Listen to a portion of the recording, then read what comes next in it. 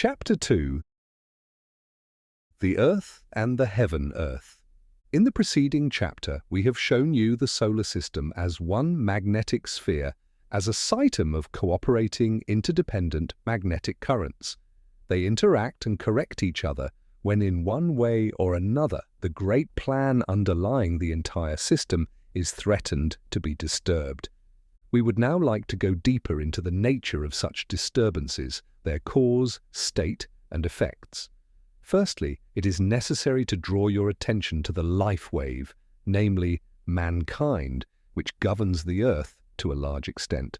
Mankind received the Earth as a dwelling place and received the task to cover the Earth, to govern it, serve it, and make it great. To understand this, one only needs to refer to the account of the creation in legends and myths, in various holy writings, and in the universal doctrine. Born of the earth, of matter, that is, of the forces of the earth, of the magnetic principles of the earth, mankind was placed in nature to fulfill nature and make it great through its natural possibilities. So there is an interaction as well as an interdependence between mankind and our planet. The child, mankind, received capacities from its mother, the earth. There is, of course, a love bond between them, and it is clear that the child is a continuation of the idea that underlies the mother. Linked and interdependent, the child is a continuation of the great idea and is therefore equipped with faculties that surpass, in a certain sense, those of the mother. Therefore the child is able to make or break the mother. Mankind possesses an electromagnetic force derived from Mother Earth. This force interacts with the Earth. Nevertheless, it is a force that can spiritualize the Earth by means of its magnetic nature.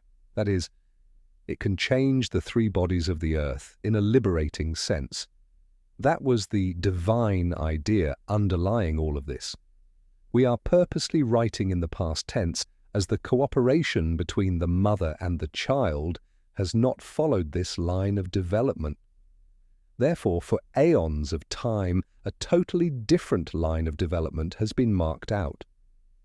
We shall all understand that the divine idea in the long run can neither be violated nor resisted. The divine idea is always being fulfilled with regard to mankind, if not in a harmonious way, then in a disharmonious way. We can learn from the history of the world that mankind has not fulfilled its original vocation in the divine emergency order. It has violated the great idea by deviating from it. It began to go its own way. The consequences of this avenged themselves on the mother. The body of the mother and her magnetic forces came into disharmony with mankind. Consequently, the bodies of the mother increasingly condensed and hardened. The vehicles of mankind crystallize and degenerate to the same extent. Jacob Boehmer would call the malignity and disturbance rising up like clouds out of this interaction, an intense bitterness and wrath. The wrath of God was kindled over mankind and its mother, that is, mankind kindled this dark red fire and its mother reacted because she could not do otherwise. The Earth's magnetic radiations, its magnetic activities, closely follow the behavior of mankind. Of natural necessity, this malignity and its consequences also asserted themselves on the entire solar system.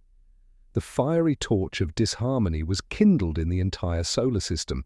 During spans of time and periods of mankind, intercosmic magnetic conflicts developed which manifested their consequences reciprocally on all planets and kindled the wrath on each planet and, in its mankind.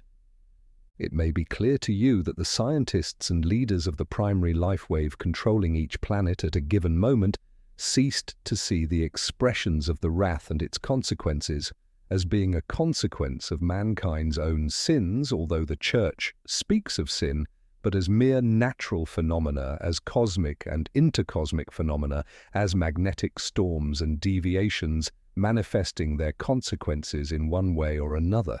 At the moment when the wrath hit the entire solar system, the mankind of each planet was on a certain level of development.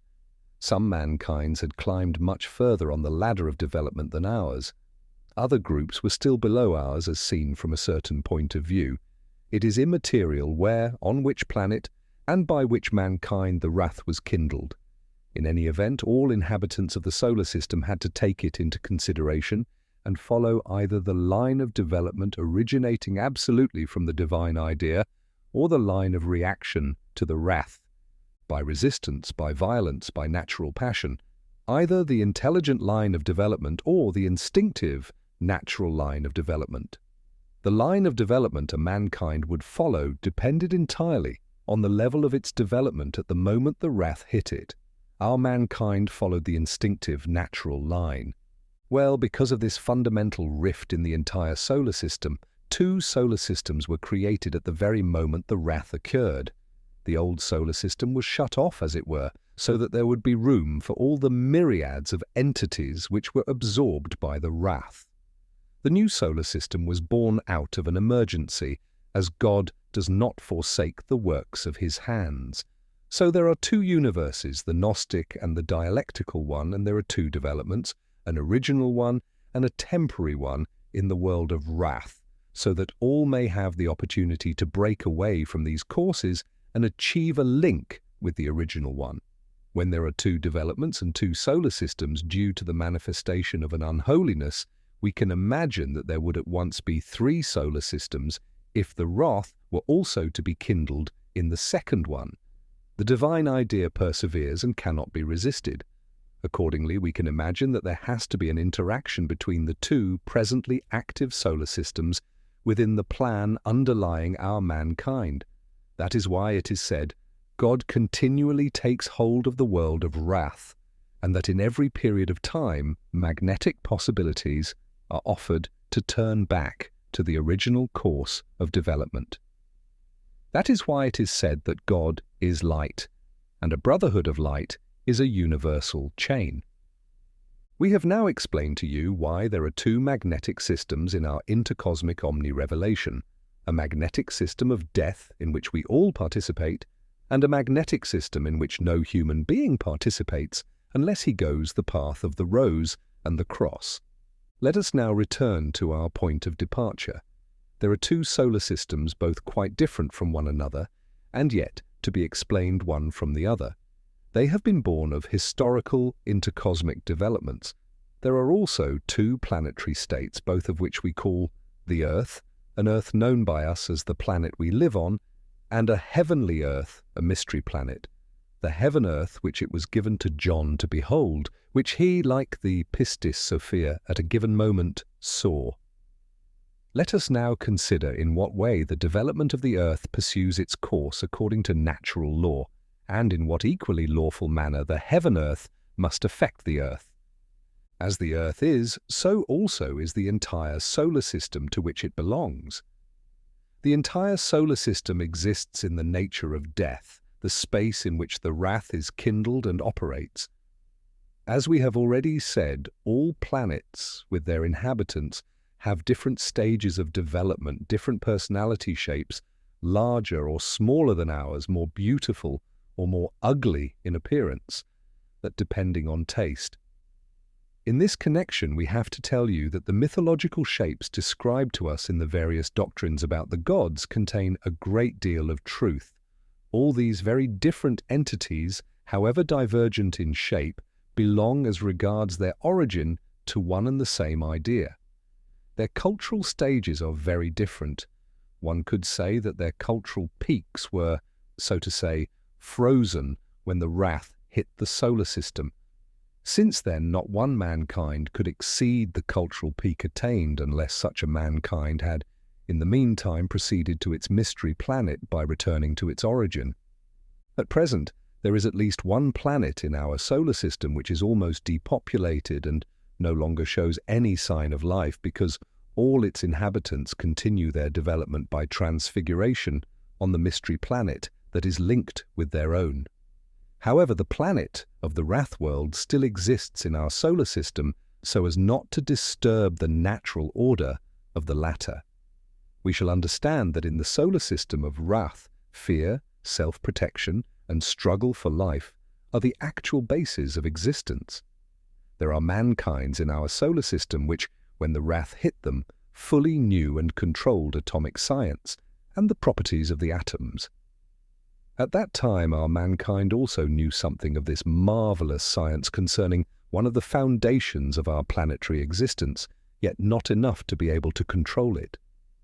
So when our mankind rises from time to the original frozen peak of its culture, it always becomes a mortal danger to the entire solar system. Many mankinds in the solar system are perfectly aware of this, and consequently, our Earth is kept under constant supervision, especially when we once again reach our cultural peak. The other mankinds which are higher than our cultural peak do not use atomic science as applied knowledge. That is strictly forbidden. Neither do they use it for so-called peaceful purposes, because they know that this would mean absolute suicide, the destruction of the planetary foundations. Neither do they use explosives. They use the science of magnetic lines of force and their hidden energies. By this means, they can move throughout the entire solar system, provided gravitation is overcome. We shall try to describe the way in which they do so in the next chapter.